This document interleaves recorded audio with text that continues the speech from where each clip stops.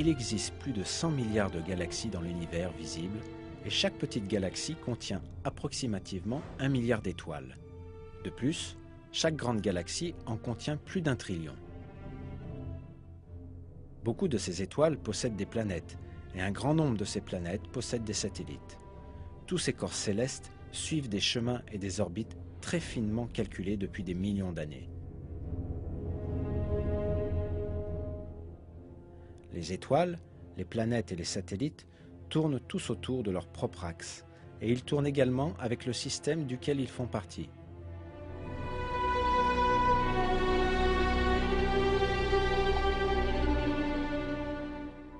L'univers fonctionne suivant un ordre, tout comme les rouages d'une machine.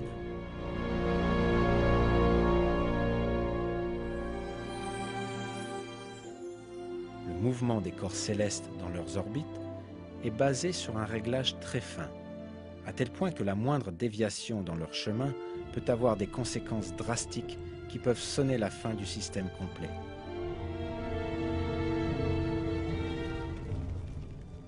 Par exemple, les conséquences d'une déviation de la course de la Terre de simplement 3 mm ont été décrites ainsi.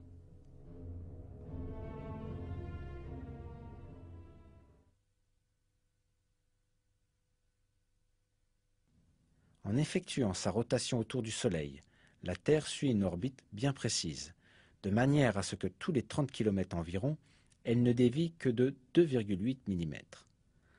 L'orbite que suit la Terre ne change jamais, car même une déviation de 3 mm seulement provoquerait des désastres. Si la déviation était de 2,5 mm au lieu de 2,8 mm, alors son orbite serait plus élevée et nous serions tous gelés. Si la déviation était de 3,1 mm, on brûlerait.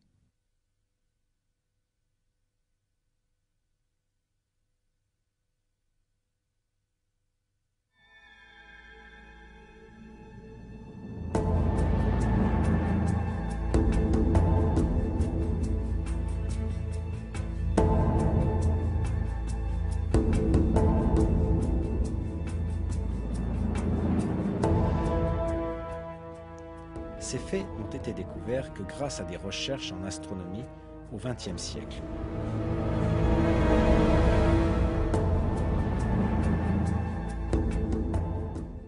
Pourtant, il a été révélé 14 siècles auparavant dans le Coran que les corps célestes tournent dans des orbites très précisément réglées.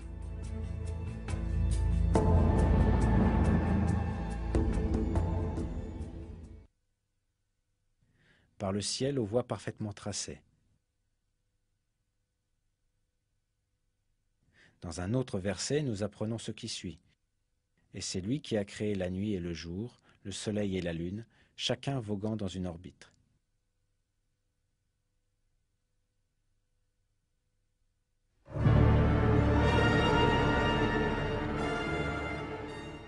Selon les calculs des astronomes, le soleil se déplace le long d'un chemin appelé l'apex solaire, dans le chemin de l'étoile Véga.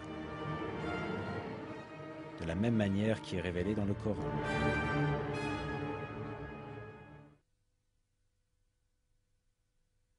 Et le soleil court vers un gîte qui lui est assigné.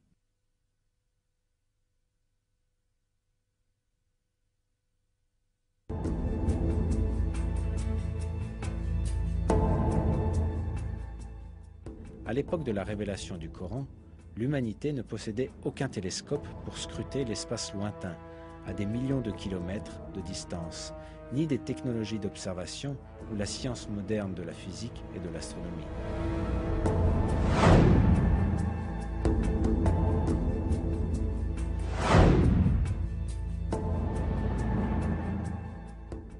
Par conséquent, il était impossible à cette époque de déterminer scientifiquement que l'espace était équipé de voies parfaitement tracées.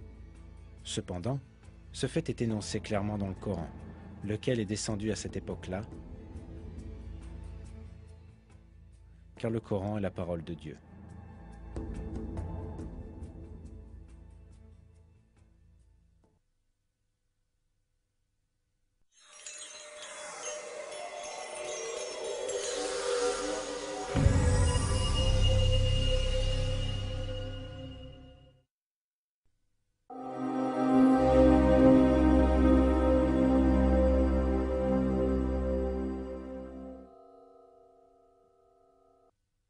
par le ciel doté de retours.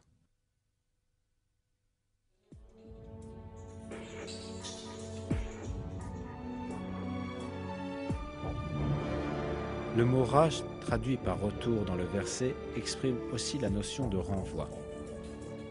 Cela montre un fait scientifique important. L'atmosphère entourant la Terre est composée de plusieurs couches. Chaque couche sert à un but important pour le bénéfice de la vie sur Terre. Elles ont la fonction de repousser dans l'espace les matériaux ou les rayons auxquels elles sont exposées, ou de les laisser passer vers la Terre.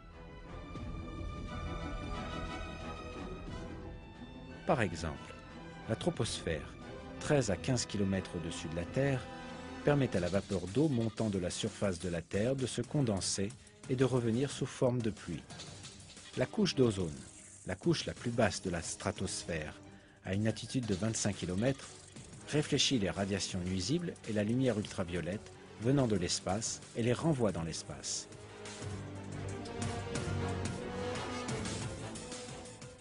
L'ionosphère réfléchit les ondes radio émises depuis la Terre vers d'autres parties du globe comme un satellite de communication passif. Ainsi, elle rend possible les communications sans fil, les émissions de radio et de télévision sur de longues distances.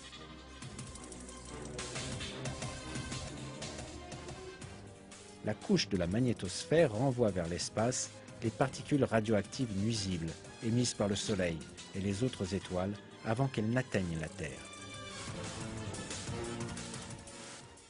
Le fait que cette propriété des couches de l'atmosphère, qui n'a été démontrée que récemment, fut annoncée il y a des siècles de ça dans le Coran, confirme une fois de plus que le Coran est la parole de Dieu.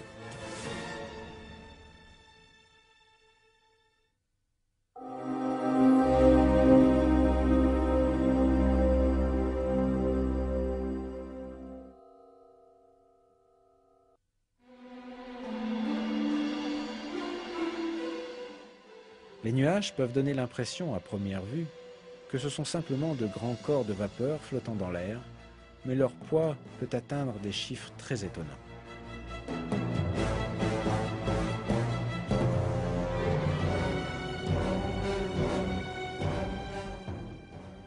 Par exemple, un cumulonimbus, connu comme le nuage d'orage, peut contenir jusqu'à 300 000 tonnes d'eau. Le fait qu'une masse de 300 000 tonnes d'eau puisse rester en l'air est proprement stupéfiant. L'attention est portée sur le poids des nuages dans le Coran.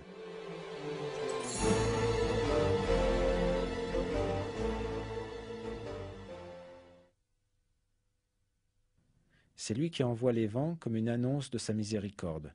Puis, lorsqu'il transporte une nuée lourde, nous la dirigeons vers un pays mort de sécheresse, puis nous en faisons descendre l'eau, ensuite nous en faisons sortir toute espèce de fruits.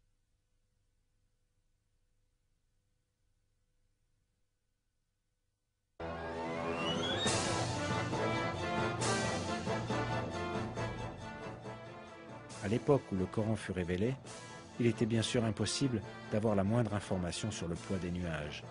Cette information, révélée dans le Coran, mais découverte que récemment, est une autre preuve que le Coran est la parole de Dieu.